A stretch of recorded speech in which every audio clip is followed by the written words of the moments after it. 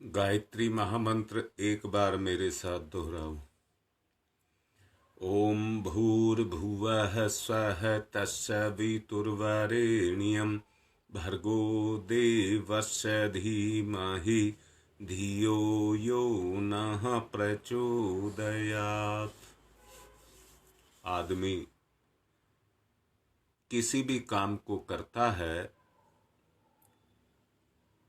तो उसको करने का एक उद्देश्य होता है।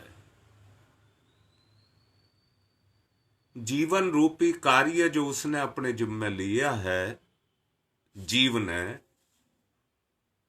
वो अपनी सफलता के लिए लिया है। अगर उस क्षेत्र में वो सफलता पाना चाहता है तो प्रयत्न, कर्म या गति उस क्षेत्र में उसको करना ही पड़ेगा। परिवर्तन उसे उसमें लाना ही पड़ेगा। आत्मा और परमात्मा जैसा कहा जा चुका है, दोनों में कोई अंतर नहीं है। अंतर मात्र पात्रता का है।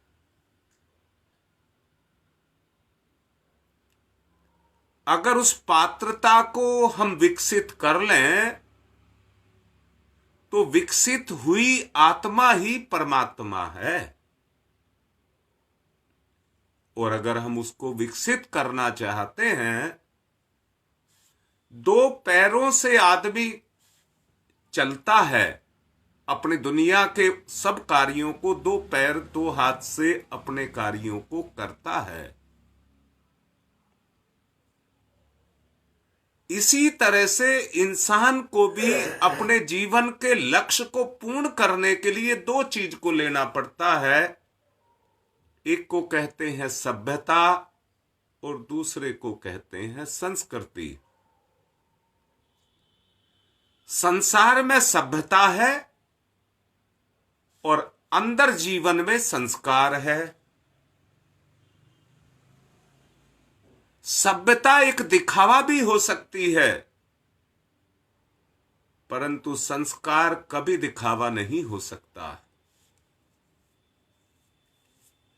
इसलिए सभ्यता की जो ताकत है वो संस्कार है। ये आत्म उत्कर्ष के लिए, उस मंजिल तक पहुंचने के लिए ये दो कार्य हर किसी को करने पड़ते हैं। उन दो कार्यों का आध्यात्मिक रूप से उनको, एक को उपासना और दूसरे को साधना कहा जा सकता है। उपासना में भजन पूजन, उसके संदर्भ में जो किए जाने वाले कर्म हैं, जप, ध्यान, अनुष्ठान, प्राणायाम, हवन, कीर्तन, ये जो कृत्य किए जाते हैं ये उसी में आते हैं। परंतु इन्हीं का जो व्यवहारिक रूप है, जब वो आत्मा की कसौटी पर कसकर के किया जाता है तो उसी को साधना बोलते हैं।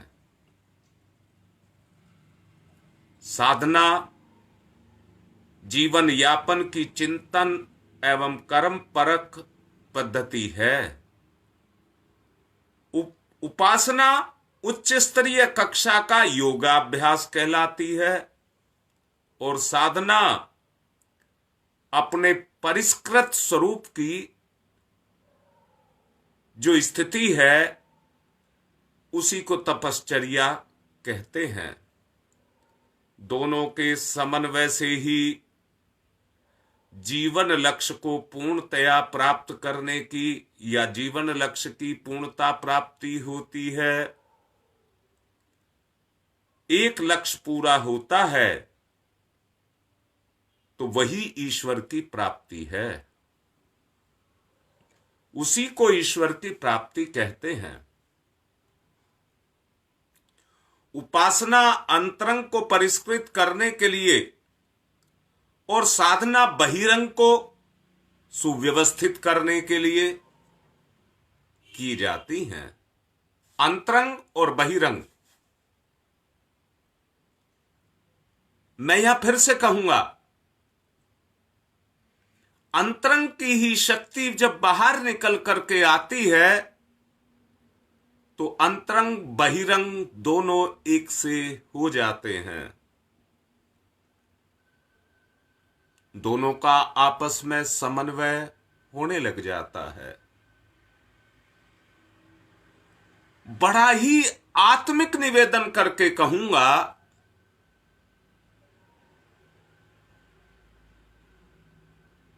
जितना भी संसार है और उस संसार में जितने भी साधन, सुविधाएं, सुख, भोग हैं, वो मात्र एक बाह्य कलेवर की पूर्ति करने के लिए हैं, अंतरंग की नहीं।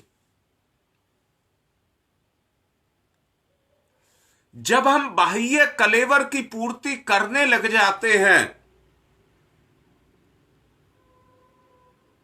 अंतरंग उपेक्षित पड़ा हुआ रह जाता है। छोटे शब्दों में अपनी बात को छोटे में कहना चाहता हूं, वहीं से भोग शुरू हो जाता है। हमारी इंद्रियां क्रियाशील हो जाती हैं, मर्यादाओं का उल्लंघन करने लग जाती हैं, स्वार्थी हो जाती हैं, अपने तक सीमित हो जाती हैं। जो विराट दायरा है वो सिकुड़ता जाता है, छोटा पड़ जाता है। यही आत्मा का स्वरूप है कि वो अपने आप को छोटा बनाती हुई चली जाती है। कैसे? बस मन की इच्छा पूरी हो जाए, इतने पर आकर के रुक जाती है। अभी मैंने कहा था, अपने आप को उत्कृष्ट करने के लिए, अपने आपे को उत्कृष्ट करने के लिए उपासना को माध्यम बना करके जो साधनाएं की जाती हैं, उसमें अपनी इच्छाएं नहीं, आत्मा की इच्छाएं पूर्ण की जाती हैं।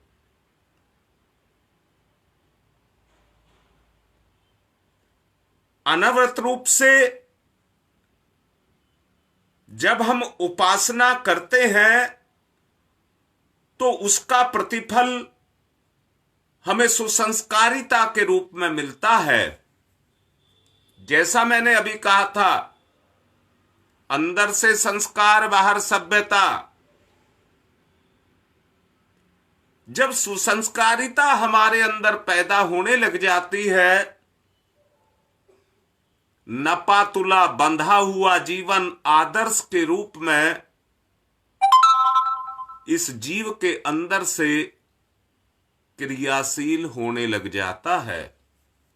जो आदर्शों में बंधा हुआ होता है, जो भी कसाय, कलबस, मल, विक्षोभ हमारी चेतना पर होते हैं, वो छूटने लग जाते हैं। उसका श्रेष्ठतम सदुपयोग होने लग जाता है। मनुष्य व्यक्तित्ववान बनता है और इसी विकास क्रम पर चलते हुए मनुष्य सामान्य आत्मा से अगली सीढ़ियों को चढ़ना शुरू कर देता है। महामानव, ऋषि, देवदूत बनता हुआ चला जाता है। अवतार तक की यात्रा को पूरा करने लग जाता है। उपासना किसी के सामने गिड़गिड़ाना नहीं है, बल्कि अपनी विशेषताओं को जागृत करना है। ये देव संपत्ति कहलाती है, जो वैभव के रूप में इस जीव को प्राप्त है। इसी का ताना बाना बुनकर के जीव अपने जीवन की यात्रा को आगे बढ़ाता है। जिसको देवता कहते हैं वो परमात्मा की आत्मिक शक्तियां हैं। वो किसी से किसी तरह की मनुहार नहीं चाहती हैं। मेरी मन की इच्छा पूरी हो जाए, ऐसा नहीं चाहती हैं। वहां पर इच्छा नाम की कोई चीज नहीं है।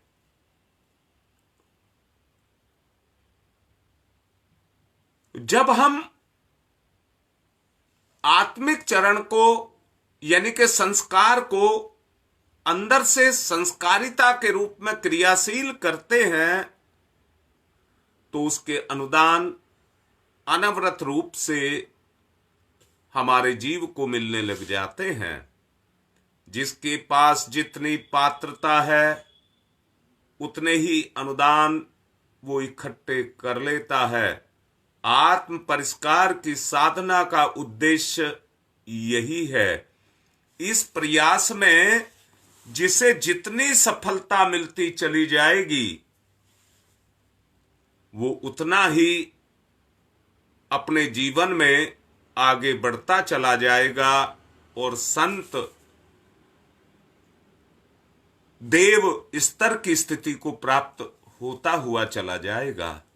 आत्म कल्याण और लोक कल्याण ये दो नहीं है, ये दोनों परस्पर एक दूसरे के पूरक हैं। दोनों परस्पर एक दूसरे के पूरक हैं। जितना लोक कल्याण की तरफ को जीव चलने लग जाएगा, उतना ही आत्म कल्याण आत्म परिष्कार के रूप में होने लग जाएगा। ऐसे लोगों को जो ये उपलब्धियां प्राप्त होती हैं, वो पेड़ों के आकर्षण से जिस तरह से बादल बरसते हैं, उनमें एक चुंबक का खिंचाव पैदा हो जाता है। जैसे चुंबक लोहे के कणों को अपने में आकर्षित करती हुई चली जाती है। जब बादल बरसते हैं तो वर्षा का जल जड़ों को पीने के लिए मिलता है।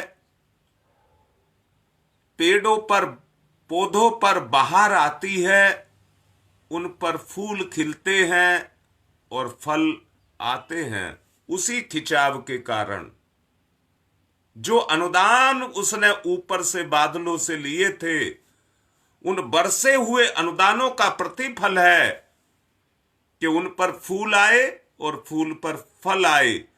यही खिंचाव, यही लगाव जब हमारे अंदर पैदा हो जाता है,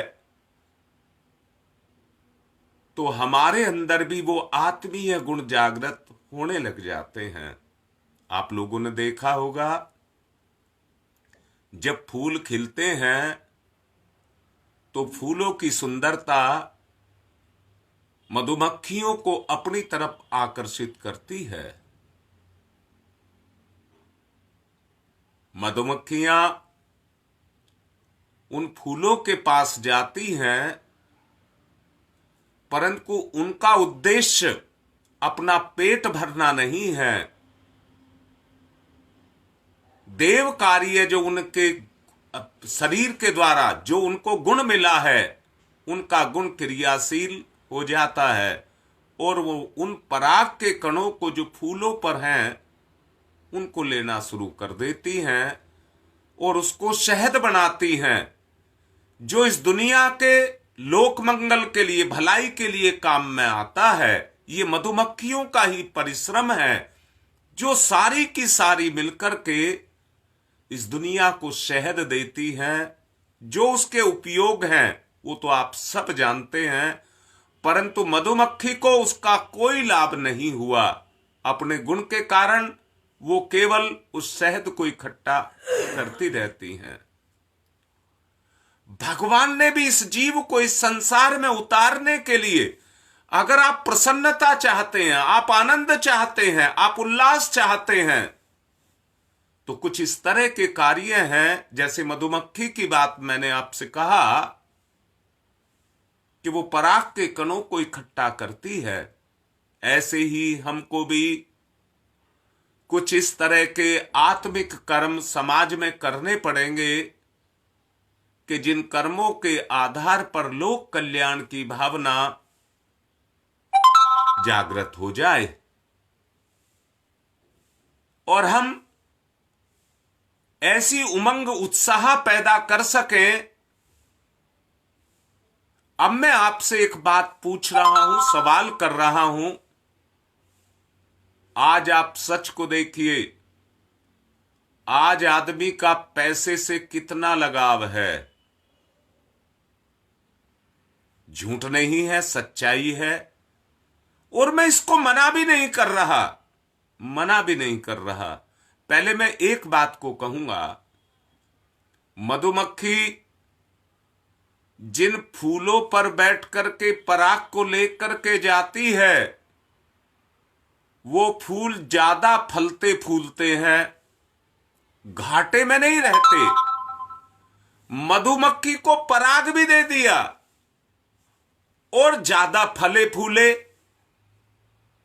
ऐसे ही ये दुनिया में जब वो आत्मिक कार्य करने लग जाते हैं तो ये जीवन ज्यादा फलता है और समाज का भला भी होता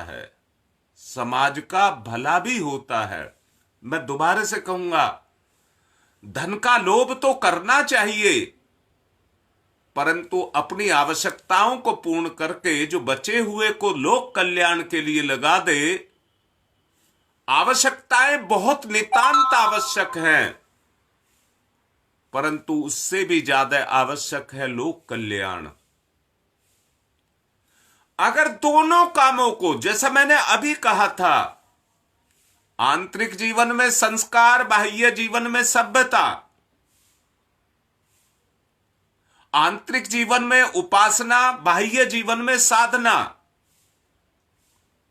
अगर ये दोनों की दोनों चीजें किसी के भी अंदर अगर ईमानदारी से चलती हैं, मैं कहता हूं कितने ही प्रवचन सुनते रहो और कितने ही प्रवचन करते रहो, जब तक ये हमारे आचरण में क्रियाशील नहीं होंगे। मैं नहीं कह रहा कि ये पूर्णतया क्रियाशील हो जाएं, परंतु आंतरिक रूप से भी क्रियाशील, छोटे आंशिक रूप से भी क्रियाशील हो गए तो इसका लाभ आपको मिलना शुरू हो जाएगा। वरना इंद्रिय भोगों में आदमी अपने जीवन की उस शक्ति को खर्च करता रहता है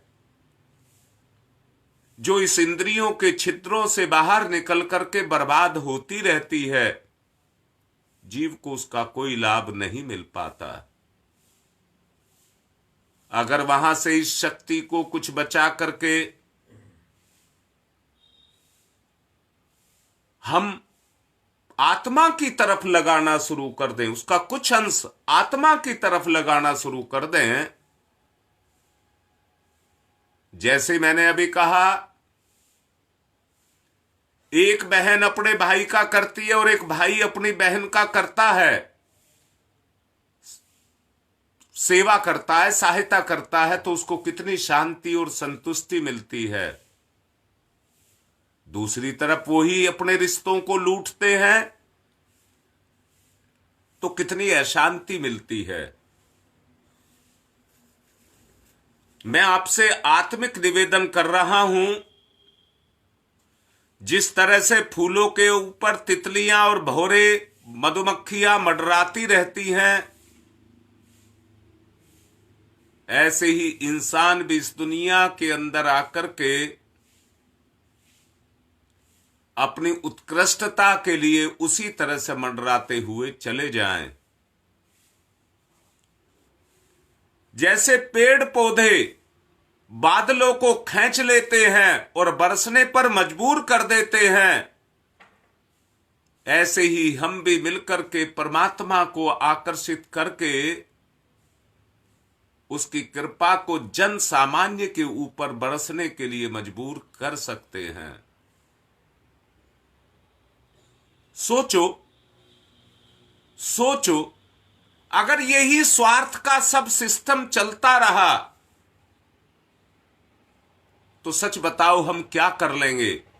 मैंने पिछले एक प्रवचन में आपको कहा था, एक एक दिन करके जीवन छोटा पड़ता हुआ चला जा रहा है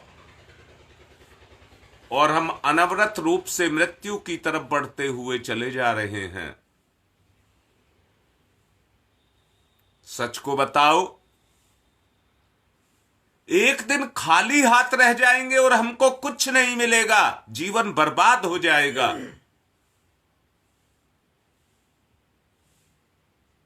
अगर हम अपने आप को आबाद करना चाहते हैं तो मैंने कहा था, संस्कृति और सभ्यता की बात कही थी, मैं फिर से कहूंगा, विकसित व्यक्ति को ही अंतरंग में संतोष और बहिरंग में सहयोग और अंतरिक्ष से वरदान ये बरसने लग जाते हैं। अब मैं फिर से कह रहा हूं, 2-3 दिन पहले मैंने कहा था सहयोग, जीवन साथी की बात मैंने आपसे की थी। हो सकता है आपका पति आपका साथ ना दे, हो सकता है आपकी पत्नी आपका साथ ना दे, हो सकता है आपके भाई बहन और आपके रिश्ते, आपका परिवार आपका साथ ना दे, परंतु जीव और आत्मा का गहन संबंध है। जीव और आत्मा का गहन संबंध है, आत्मा और परमात्मा का गहन संबंध है, जीव का और शरीर का गहन संबंध है, शरीर का और संसार का गहन संबंध है। ये एक दूसरे के साथी हैं, एक अंतरंग है और एक बहिरंग है। दोनों एक दूसरे के पूरक हैं, एक दूसरे के बगैर काम नहीं चलता। जब एक दूसरे की सहायता लेकर के चलते हैं तो एक का अनुग्रह दूसरे पर बरसने लग जाता है, एक माध्यम बनता है, दूसरे का परिष्कार हो जाता है। उपासना और साधना के दोनों ही प्रयोग मिलकर के एक ही उद्देश्य की पूर्ति करते हैं। उद्देश्य अलग अलग है, दो अलग अलग है, एक बहिरंग है एक अंतरंग है, पर दोनों जब मिलकर के चलते हैं, साथी हो जाते हैं, सहयोगी हो जाते हैं। एक बाहर के अनुदानों को पकड़ने लग जाता है, खींचने लग जाता है, एक परमात्मा के अनुदानों को पकड़ने और खींचने लग जाता है। दोनों की आपस में युति हो जाती है। ब्रह्म विद्या का तत्व दर्शन और धर्म अनुष्ठानों का साधना प्रकरण इसी उद्देश्य से एक दूसरे की पूर्ति करने के लिए मनीषियों के द्वारा सृजा गया है। उपासना में गायत्री मंत्र का अवलंबन सर्वश्रेष्ठ है। इस मंत्र में सन्निहित 24 अक्षरों में उन सभी शिक्षाओं और प्रेरणाओं का और उन सिद्धांतों का समावेश है। मैं एक आत्मिक निवेदन आपसे कर रहा हूं, शरीर का सारा स्वास्थ्य पेट की पाचन शक्ति पर निर्भर करता है। हमारा केवल इतना ही काम है कि हम ऐसा भोजन करें जो हमारे स्वास्थ्य के लिए हितकर हो। बाकी सारा काम तो पाचन तंत्र अपने आप कर लेता है। जितना भी ज्ञान और विज्ञान है दुनिया का, जितने डॉक्टर हैं, जितने अस्पताल हैं, जितनी दवाइयां हैं, वो सारे के सारी स्वास्थ्य के पास हैं। मैं कहता हूं सारी दुनिया का मेडिकल साइंस क्या कर लेगा, अगर आपका खान पान खराब है तो सारी दुनिया का मेडिकल साइंस आपका कुछ नहीं भला कर सकती। अगर अपना भला करना है तो वहां से जहां से कमी पैदा होती है, मैं फिर दोबारा से कह रहा हूं, जितनी भी विभूतियां हैं वो सब ईश्वर प्रदत्त हैं। मैंने मधुमक्खी का उदाहरण आपको दिया था। आंख आपकी अपना काम करती है, उसका अपना गुण है। नाक आपकी अपना काम करती है, जिह्वा आपकी अपना काम करती है, सब अपना अपना काम करते हैं, पर गुण तो अंदर से आते हैं, संस्कार से आते हैं। अब मैं आपसे यह कह रहा हूं, अगर उस सच्चाई के रास्ते पर व्यक्ति चलता है तो भगवान का दिया हुआ स्वास्थ्य है, वो अपना काम बराबर करता रहता है। गड़बड़ी जब हम पैदा करते हैं, उसके अंदर विघ्न अपनी मर्जी चलाते हैं, तो अपनी मर्जी के चलाने से उसका वो रास्ता जो ईश्वर द्वारा प्रदत्त है वो अवरुद्ध हो जाता है, अवरुद्ध हो जाता है। और उसके अवरुद्ध हो जाने के कारण जो श्रेष्ठताएं हैं, जो सन्निहित हैं, वो निष्क्रिय हो जाती हैं। दोबारा से कह रहा हूं, गायत्री मंत्र के अंदर वो सक्रियता है, वो शक्ति है, वो समावेश है ईश्वरीय गुणों का। सचमुच अगर हम उसको ईमानदारी से, निष्ठापूर्वक अगर हम उसका जप करते हैं तो गायत्री की शक्ति हमारी चेतना पर अपने आप को क्रियाशील करने लग जाती है। उसको अपना करके व्यक्ति सुख, शांति और समाज की प्रगति, समृद्धि के द्वारों को खोल लेता है। इन आदर्शों में गुंथन ऐसी विशेषताओं का हमारे मूर्धन्य पूर्वजों ने किया है कि उनके पास पाठ करने से व्यक्ति के अंतराल में प्रसुप्त जो विशेषताएं हैं वो जगने लग जाती हैं। अब सोचो, अगर आपके अंतराल की प्रसुप्त विशेषताएं जगने लग गईं तो सभ्यता के रूप में वो क्रियाशील हो जाएंगी। आपको बड़ा सामान्य लगता होगा जप करना, आपको बड़ा सामान्य लगता होगा ध्यान करना, परंतु ईमानदारी से अगर इसको किया जाए तो इनके माध्यम से वो विशेषताएं जो हम खो चुके हैं उनको पुनः प्राप्त करके हम अपने जीवन में क्रियाशील कर सकते हैं। और क्रियाशील करके उसका अनुग्रह हम प्राप्त, ईश्वर का अनुग्रह हम प्राप्त कर सकते हैं, या कहिए गायत्री माता का अनुग्रह हम प्राप्त कर सकते हैं। सामान्य अनुष्ठान पुरस्चरण प्रक्रिया से ऐसा आत्मबल जागृत होता है कि जिसके द्वारा आत्मिक विभूतियां और सांसारिक सभ्यताओं को प्रचुर परिणाम में उपलब्ध किया जा सकता है। उपासना का विधान अन्यत्र बताया गया है, उतना ना बन पड़े तो रास्ता चलने का बिस्तर पर पड़े हुए भी आप मौन मानसिक उस साधना को जप और ध्यान के रूप में कर सकते हैं।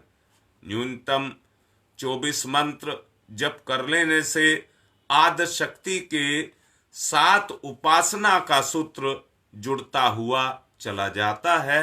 आवश्यकता है उस सूत्र को उस शक्ति के साथ जोड़ने की। साधना का तात्पर्य है आनंद। आनंद अनगढ़ जीवन को सुगढ़ बनाना।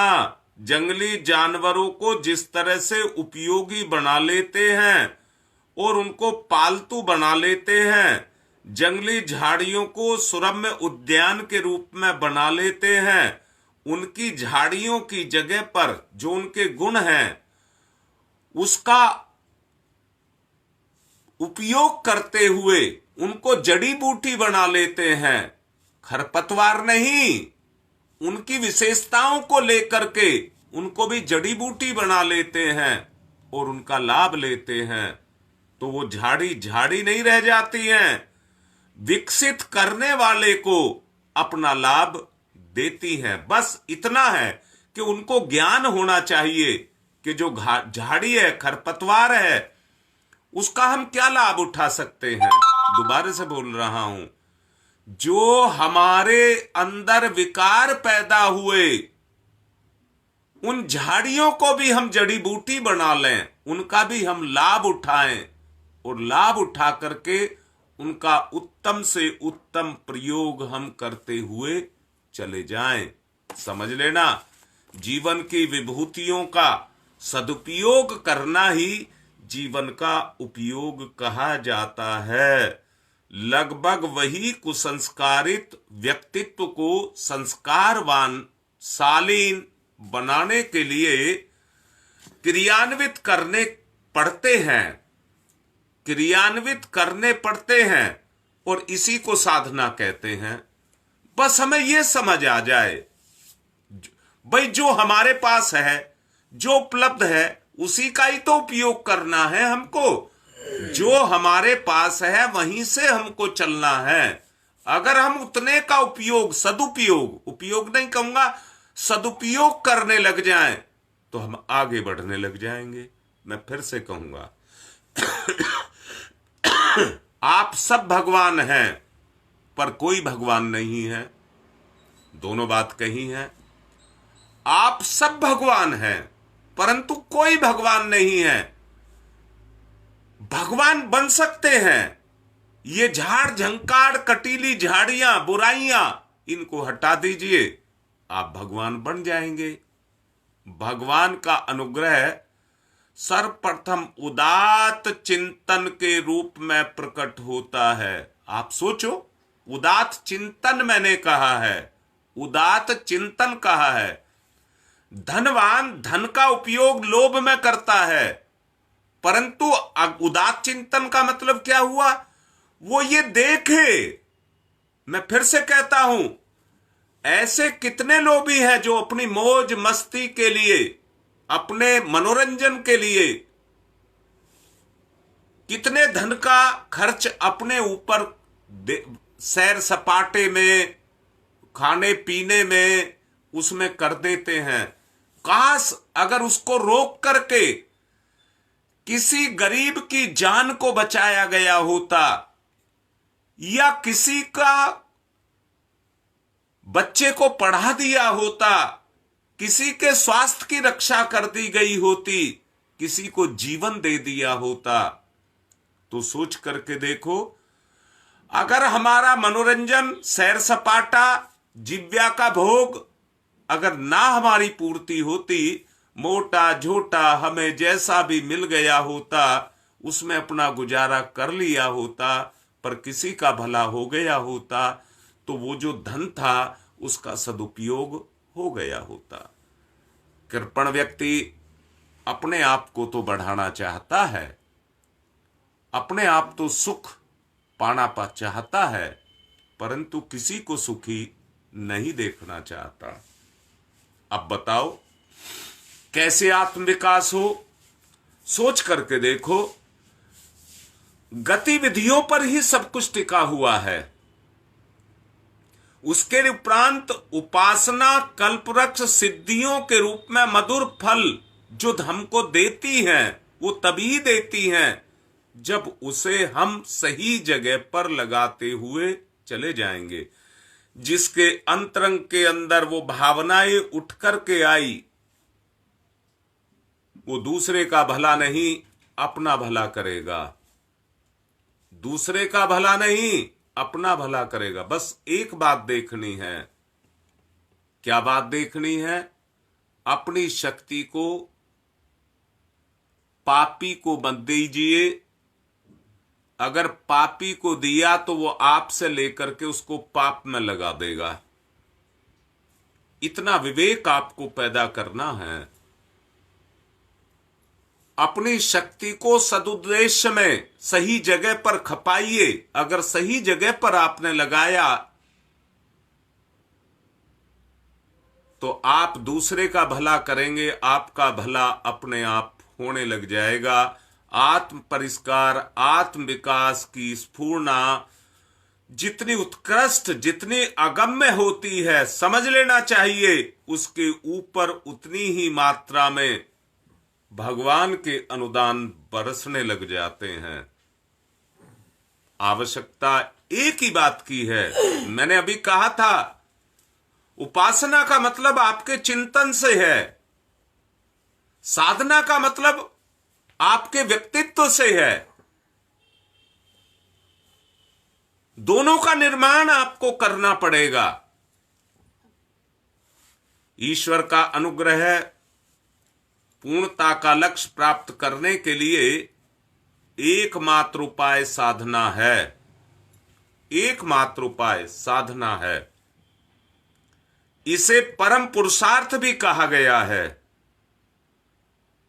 यही वास्तव में साधना ही परम पुरुषार्थ है। अपने कुसंस्कारों से निरंतर लड़ते रहना, जीवन क्षेत्र में सत्प्रवृत्तियों की फसल को उगाना, पशुता को देवत्व के रूप में प्रणीत कर लेना, यही साधना का स्वरूप है। बहुत ठीक से समझ लेना। जो पशुता है वो हमें खींच करके उसी तरफ को ले जा रही है जो वो है। वो हमें पशु वृत्तियों की तरफ, हमारे ऊपर क्रियाशील होती है पशुता के रूप में, और पशु की तरफ हमको खींच करके लेकर के जाती है। अपने अंतरंग में देखिए। मैंने पिछले दिनों भी कहा था, आज फिर कह रहा हूं, पशु का काम है पेट भरना और बच्चे पैदा कर लेना। अगर यही वृत्ति हमारे अंदर भी क्रियाशील है तो हम पशुता की तरफ जा रहे हैं। अगर हम अपने आप को श्रेष्ठ बनाना चाहते हैं, मैं आपसे एक बात कहूंगा, सुंदरता वो गुण है जो आंखों से नहीं हृदय से महसूस किया जाए।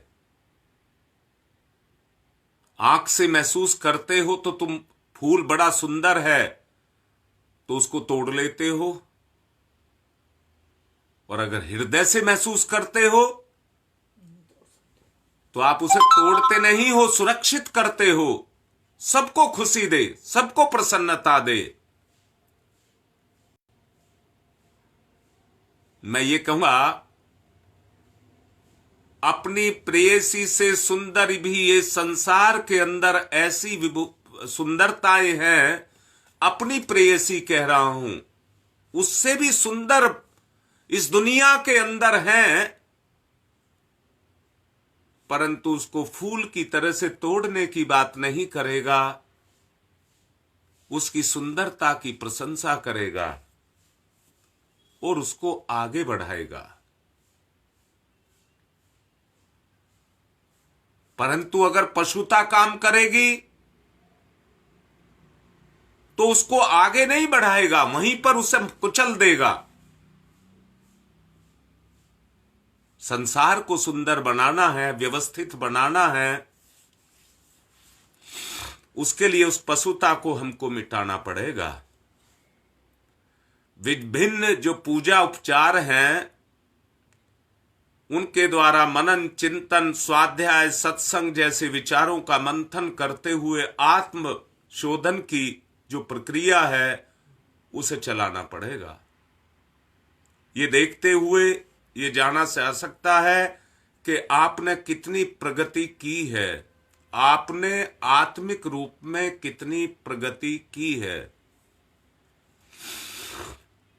जितनी प्रगति की है उतनी सिद्धि मिलेगी, आपका दृष्टिकोण उतना ही पवित्र हो जाएगा, निकृष्टताएं उतनी साफ हो जाएंगी। उत्कृष्टता गुणों के रूप में समावेश हो जाएगा। आत्मशोधन का भजन निरर्थक नहीं जाता है। आत्मशोधन का भजन निरर्थक नहीं जाता है, परंतु दैवी अनुग्रह के रूप में आपको मिलता जाता है। ले लो जितना चाहिए, बिखरा पड़ा है। गायत्री मंत्र को साधना का साधन बनाइए। ईश्वरीय दैवी शक्ति इस दुनिया के अंदर भरी पड़ी है, जिसको मां गायत्री का प्रभाव कहते हैं। उसका परिणाम जितना अंतरंग में उतरता चला जाएगा, भस्मासुर, रावण, कुंभकर्ण, मरीच, कंस, हिरण्यकश्यप आदि की तरह घोर विपत्ति के रूप में जो सामने आता है, फलित हो तो विभीषण, हनुमान जैसे सद्भाव आप लोगों के अंदर पैदा होने लग जाएंगे। इसी को साधना कहते हैं। जैसी विभीषण ने की, हनुमान ने की, वैसी ही साधना आपकी भी होनी शुरू हो जाए। मानव जीवन एक कल्प वृक्ष है। उसकी साधना सही रीति से अगर की जा सके तो अपने अमृत फलों से साधक को कल्प वृक्ष बना देती है। और ईश्वर ने श्रम, समय, बुद्धि, आभा जैसी दिव्य जो क्षमताएं, आप संपदाएं आपको दी हैं, वो व्यक्ति को प्रचुर परिणाम में मिल सकती हैं। उनका सदुपयोग करना ही जीवन की बुद्धिमत्ता का परिचायक है, जिसे शास्त्रों में ऋतंबा प्रज्ञा, ब्रह्म गायत्री कहा गया है। आप निर्माण की आवश्यकता को महसूस करिए। शांत स्वल्प है, उपार्जन की क्षमता असीम है। ऐसी स्थिति में किसी को अभावग्रस्त और पिछड़ेपन में रहना, अपने आप अपनी दुर्गति करना है। कोई कारण नहीं कि हम दरिद्र और दुर्गति को प्राप्त हो। आंतरिक पिछड़ेपन को दूर कर दीजिए। इस प्रक्रिया को अगर आपने करना शुरू कर दिया तो साधना द्वारा अपने दृष्टिकोण का व्यवहारिक रूप में परिष्कार होने लग जाएगा। परिष्कार होने लग जाएगा। मन स्थिति में परिवर्तन आते ही परिस्थितियां अपने आप बदलने लग जाएंगी। हाथ जोड़ करके कह रहा हूं, कहना मान लेना, आपकी परिस्थितियां अपने आप बदलने लग जाएंगी। मैं आपसे कह रहा हूं, मैंने देखा है हमारे कई कार्यकर्ता डॉक्टर भी हैं और बीमार भी हैं। हमारे कई कार्यकर्ता डॉक्टर भी हैं, बीमार भी हैं। मेल नहीं खाता, मेल नहीं खाता। पर प्रारब्धों का क्या करोगे? इस जन्म में उनको ज्ञान है, पिछले कर्मों को कहां लेकर के जाओगे? अगर आत्म परिष्कार करना है तो मन स्थिति में परिवर्तन करना ही होगा। पिछले संस्कार जो हमें खींच करके अपनी तरफ को लेकर के जाते हैं, दैवी संपदाओं की तरफ गायत्री मंत्र का सहारा लेकर के हमको चलना ही होगा। कान की झिल्ली में बड़ी सामर्थ्य है। संसार में व्याप्त जितने भी शब्द हैं उन सबको सुनती है, पर क्रियाशील कौन सा होता है? क्रियाशील कौन सा होता है? आंख में बड़ी सामर्थ्य है। संपूर्ण ब्रह्मांड का ज्ञान इसके अंदर भरा हुआ है, पर इसमें कौन सा क्रियाशील हो रहा है? झांक करके देखो, अपनी स्थिति को पहचानो, अपने वजन को देखो, अपने स्वरूप को पहचानो। इंद्रिय शक्ति की प्रखरता से अनेक रसों का रसास्वादन करने से सुख मिलता है। आंख को भी मिलता है, कान को भी मिलता है, मस्तिष्क को भी मिलता है। कौन मना कर रहा है? पर विकृति तो आप ही पैदा कर रहे हैं, कोई और पैदा नहीं कर रहा। आपका अपना आपा ही है और आपको लगता है कि मैं ठीक कर रहा हूं, परंतु वो आत्मा के विरुद्ध है। आत्मा के विरुद्ध है। आत्म सत्ता का स्तर ही संसार के पदार्थों का प्राणियों को उपयोगी अनुपयोगी बनाता है। समस्याओं की उत्पत्ति भी भीतर से ही होती है और उनका समाधान भी अपनी अनुपयुक्तताओं को समाप्त करने से ही संभव होता है। जड़ें जमीन में रहती हैं, पेड़ ऊपर दिखता है। व्यक्ति की आंतरिक स्थिति बाह्य स्थिति दोनों की संरचना एक से ही होती है। बाहरी सुविधा सफलता प्राप्त करने के लिए तदनुरूप विशिष्टताएं अपने व्यक्तित्व में उत्पन्न करनी पड़ती हैं। इसी दूरदर्शी पराक्रम को साधना कहते हैं। कर लो, कर लो, वो आपके हाथ में है। अपना प्रसुप्त अंतरंग को जगा लो। जो आपका प्रसुप्त अंतरंग पड़ा हुआ है उसको जगा लो, प्रखर बना लो। विधि व्यवस्था शास्त्रों में बताई गई है, गुरुदेव ने भी बताई है। जड़ें धरती के साथ जुड़ी हैं, आप संसार के साथ जुड़े हैं, परंतु उपासना के द्वारा आप परमात्मा से तो जुड़िए। उसके जैसे गुणों को अपने गुणों में पैदा करिए। अगर ये आप कर सके तो निश्चित रूप से समझ लेना आत्मनिर्वाण का जो मर्म है वो आपको समझ आ गया। उसके बिना हारे संघर्ष और शिक्षण अभ्यास करते रहे तो सब बेकार चलता चला जाएगा। मना नहीं कर रहे, आप करते नहीं हैं, परंतु ये सब बेकार हो जाएगा। अपने आप को सर्कस के शेर की तरह से मनस्वी और कमाऊ बनाओ। साधना उपकरणों के साथ जोड़िए। अपनी दिशा का निर्धारण करिए कि आपको किधर जाना है। ऐसे प्रयास करो जो आपको सिद्ध पुरुष बनने का अवसर मिल सके। साधना से सिद्धि का सिद्धांत सुनिश्चित है।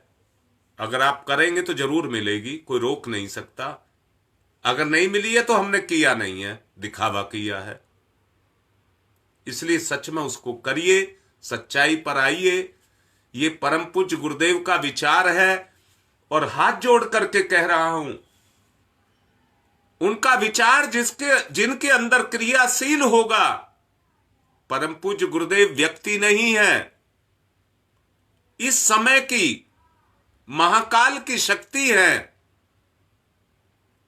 जो उन विचारों को अपने में उतारेगा। इन विचारों के माध्यम से परम पूज्य गुरुदेव की शक्ति हमारे अंतरंग में उतरती चली जाएगी और हम में परिवर्तन आता चला जाएगा। अगर आप परम पूज्य गुरुदेव को अपने जीवन में उतारना चाहते हैं तो जो रास्ते उन्होंने सुझाए हैं उन रास्तों पर हमको चलना पड़ेगा।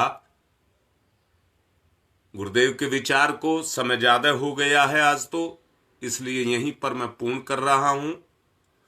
ओम शांति ही शांति ही शांति।